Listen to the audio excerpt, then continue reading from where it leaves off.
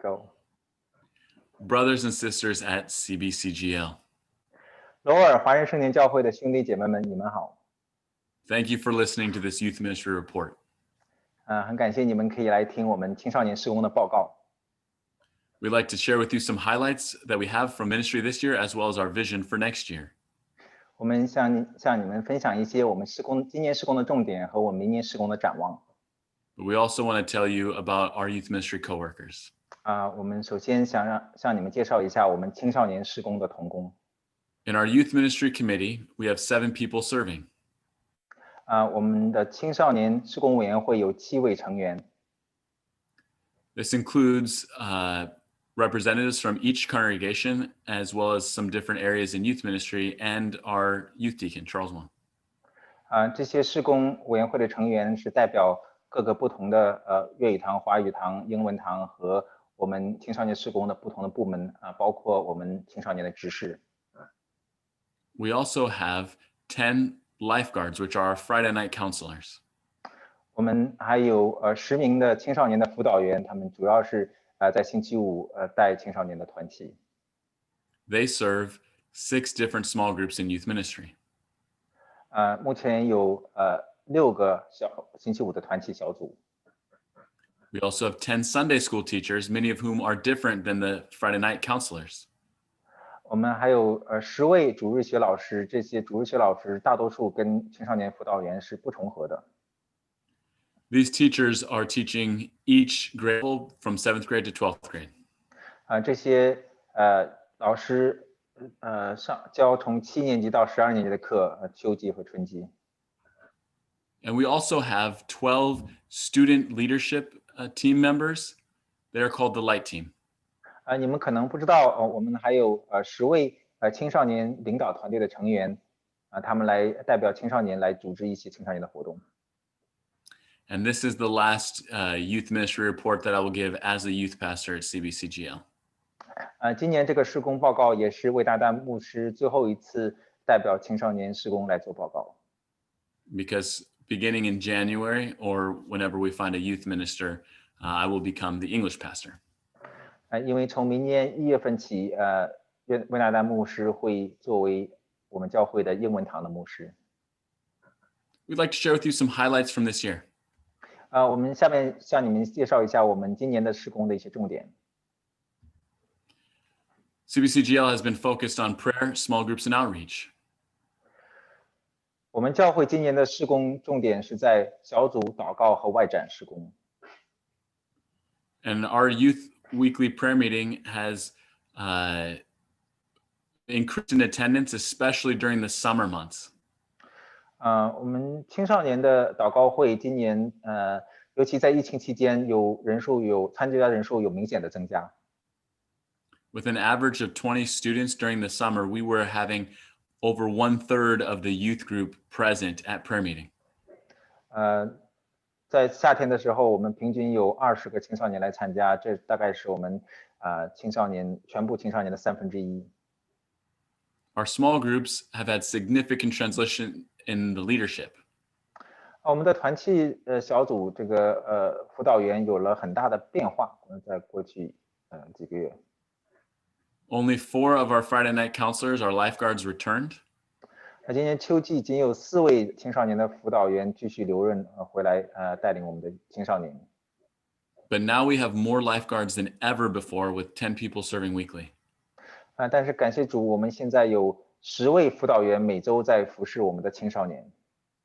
This allows there to be 2 leaders for every high school small group. 有这些辅导员，让我们可以在每个高中的小组可以有2位辅导员来带领他们。This is something that I've been praying for, and finally this year God has answered that prayer. 这个是我过去多年一直在祷告的，神今年终于听了我的祷告。Students have also been engaged in outreach, though it's been a little difficult during COVID. 尽管今年有很多困难，但是青少年仍然在参与外展的事工上。We had 30-hour famine, but that was online. 我们举行了在线上的30小时饥饿活动，这是一个世界展望会的活动，我们每年参加的。When our summer missions projects were canceled, we decided to run a pre-evangelism workshop. 今年暑期的外宣，去哥斯达黎加短宣的外宣和波士顿短宣外宣，因为疫情的关系取消了，但是我们改成了一些传福音的培训课程。But because students haven't been going out, we've had very little evangelism. 但是因为疫情的关系，我们不能外出，所以我们今年的学生很少有机会可以真的走出去来做这种宣教。We have other highlights we'd like to share. 我们还有一些其他的施工重点向你们分享。For example, this summer we had another youth ministry intern. His name was Ben Hom. 今年暑期我们有一位青少年施工的实习生在我们当中，他的名字是 Ben Hom。He served by leading a Bible study as well as teaching Sunday school, all online. 他是在线上参与，但是他负责在星期五跟青少年们分享信息，也带星期天的主日学。We also had the pleasure of welcoming 6 youth as brothers and sisters in Christ through their baptism this summer. 今年暑期我们也很荣幸有机会帮助让6位青少年成为我们的兄弟姐妹，我们为他们施洗。And we are one of the only fellowship groups in church that have been meeting in person, but we're doing so every other week this fall.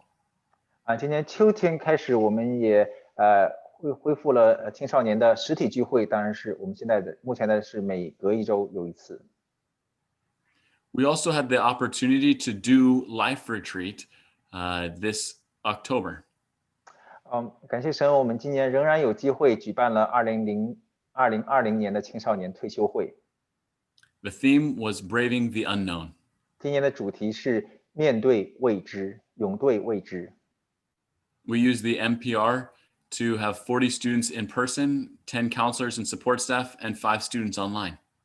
我们使用了我们教会新的多功能厅，我们有40位学生实体参加，5名在线上参加，另外还有10名辅导员和同工参与这个退休会。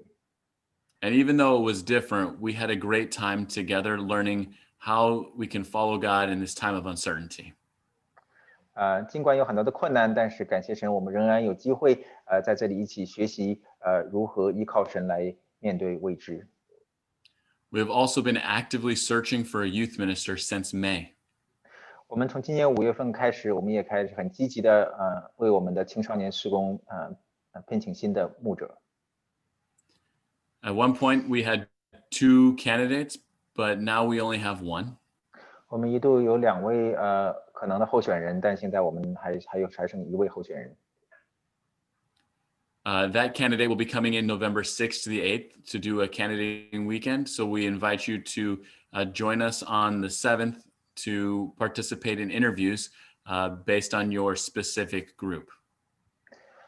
这位候选人在下个月，就是11月份的6号到8号会在我们当中，所以我们很诚挚的邀请大家来参与这个面试，来认识这个候选人，尤其是在星期6的时候可以预留一些时间，我们会让不同的组有机会跟他面谈。We're also looking forward to next year. 我们也很期望新的一年的到来。Regardless of whether or not COVID is a factor in next year, we are going to continue to make disciples of Jesus Christ through what we do in youth ministry. 不管我们明年是否还要面对这样的疫情，我们仍然是要通过青少年事工为主来培育门徒。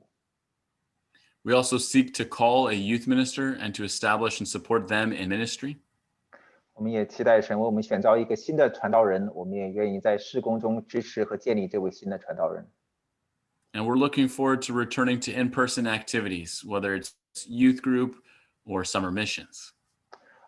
我们也很期待明年可以有机会全面的恢复青少年的实体聚会，不论是在教会的团契敬拜，还是暑期的短宣。